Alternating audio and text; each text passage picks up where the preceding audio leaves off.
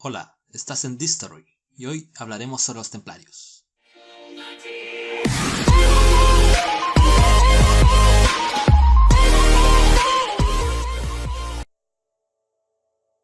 Seguramente has oído algo sobre ellos, ¿quién no?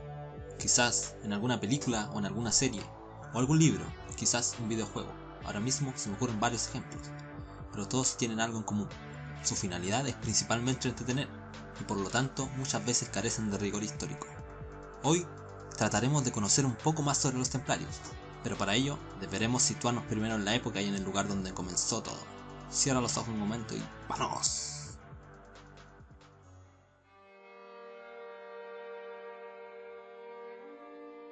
Jerusalén, 1118-1119 después de Cristo, en plena Edad Media. Después de la primera cruzada, es la ciudad y capital del recién creado reino de Jerusalén. Los fieles de toda Europa desean visitar Tierra Santa, pero llegar a Jerusalén no es fácil. El trayecto no está exento de graves peligros, siendo los bandidos los más recurrentes. Consciente de esto, 9 caballeros francos ofrecen sus servicios al recién nombrado rey de Jerusalén, Baduino I.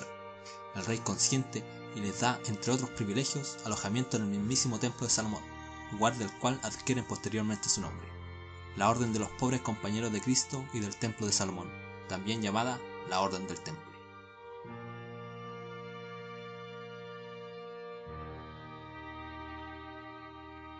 Hasta ahora no es nada excepcional. En la época existían ya muchas órdenes de caballería.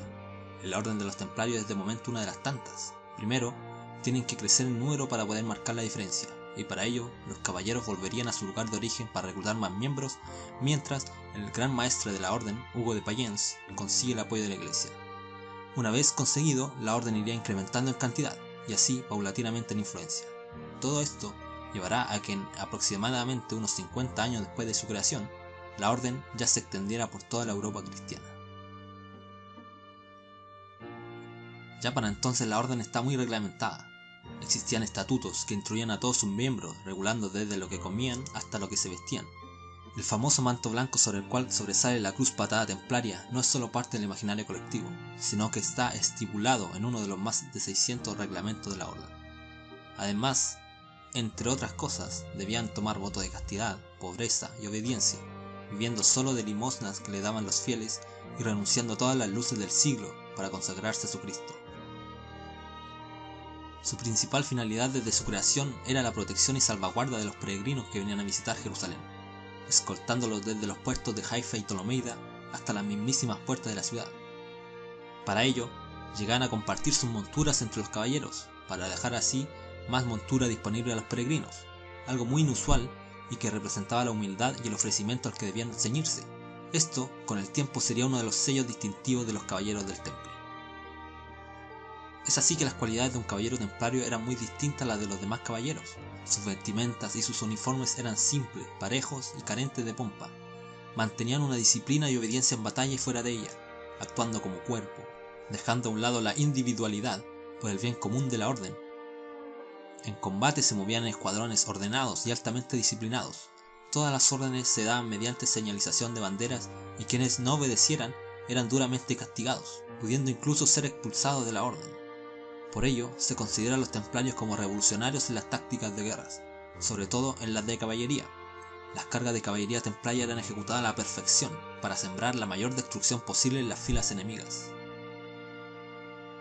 Con el correr del tiempo y las cruzadas, su función fue mutando. Pasaron de ser una orden dedicada a salvaguardar a los peregrinos a ser la punta de lanza de todos los ejércitos cruzados.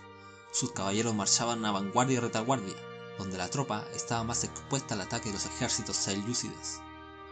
Un caballero templario no podía retirarse ante el enemigo, aunque estuviera superado en número en proporción de 3 a 1. Y fue así como varios de los maestres templarios murieron en combate, al frente de sus hermanos. De un total de 23 grandes maestres que tuvo la orden, 6 murieron en batalla. Su importancia en la lucha contra los musulmanes les hizo ganar el favor de los señores y reyes de la cristiandad, por lo que fueron acumulando riquezas, castillos y tierra por toda Europa y Tierra Santa. Pronto, su riqueza superó a la de las demás órdenes, y posteriormente incluso la de los reinos más poderosos de Europa. Pero no solo eran monjes y guerreros, su área de influencia y sus riquezas los convertían en un banco muy seguro y fiable. Los peregrinos preferían entregar sus riquezas a la orden a cambio de un vale, al cual podrían cobrar cuando llegaran a su destino. De esta forma, su oro no se ponía en riesgo durante el trayecto. Este vale era muy seguro, además, porque la orden había desarrollado un lenguaje secreto para codificarlo, de manera que no fueran objeto de mal uso o falsificación.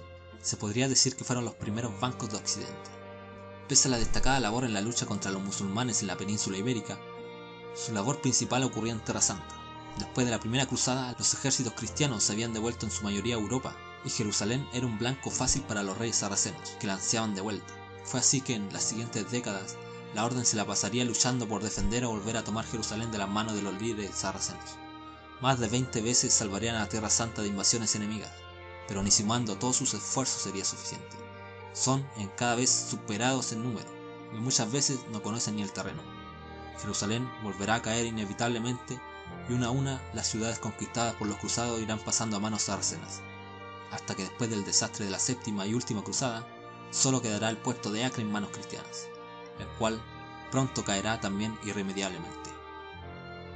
Yaum de Bijou, gran maestro de la orden del Temple de la época, moriría en el asedio de la ciudad-puerto al ser alcanzado por una flecha en el pecho. Con la caída de Acre en el año 1291 después de Cristo, la última gran fortaleza cristiana en Tierra Santa, se terminarían las incursiones serias de los templarios en el Medio Oriente. Pero la suerte de la orden estaba vinculada a las cruzadas, y fue en el apogeo de estas cuando alcanzaron su mayor auge.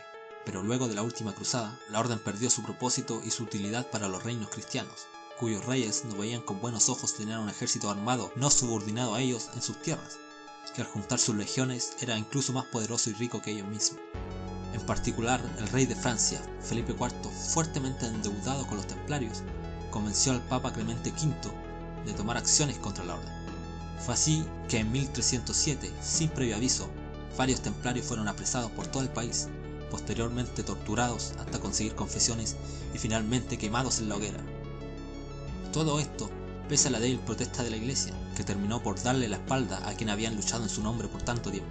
Se les acusó de herejía, sacrilegio a la cruz, sodomía, practicar ritos satánicos y adorar a Baphomet, entre otras cosas. Nada de lo cual pudo ser comprobado en los posteriores juicios llevados a cabo por la Iglesia Católica. Las únicas pruebas eran las confesiones obtenidas mediante tortura de cualquier acto real o inventado. Pese a ser perseguidos por toda Europa, fue en Francia donde se les acusó de las formas más graves y en donde las penas fueron las más duras.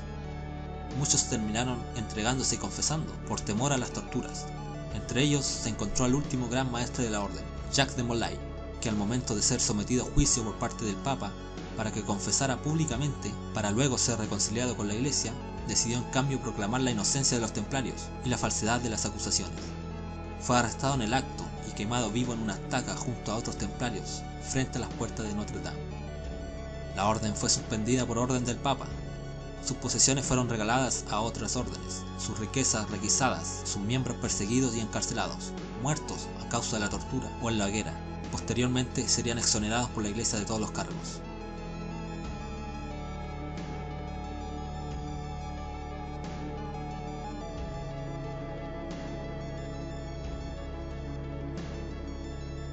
Casi 700 años más tarde, en junio de 2007, el Vaticano publicaría los documentos extraviados sobre el juicio secreto de los templarios, Processus contra Templarios, en donde queda clara lo laxa de la posición de la Iglesia de la época y del Papa, prestando apoyo a unos asesinos, a sabiendas que los templarios eran inocentes. Todo esto por temor al rey Felipe y a una cisma con la Iglesia Católica francesa.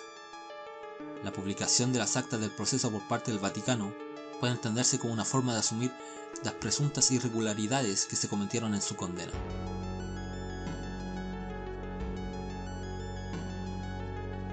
Es así como se habla de los templarios hasta nuestros días.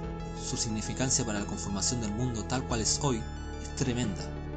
Quizás alguien no pueda compartir sus creencias, su fanatismo, su forma de ver el mundo, pero sin duda los templarios fueron grandes hombres de su época, y con este capítulo se les trata de hacer memoria, de la forma más objetiva posible.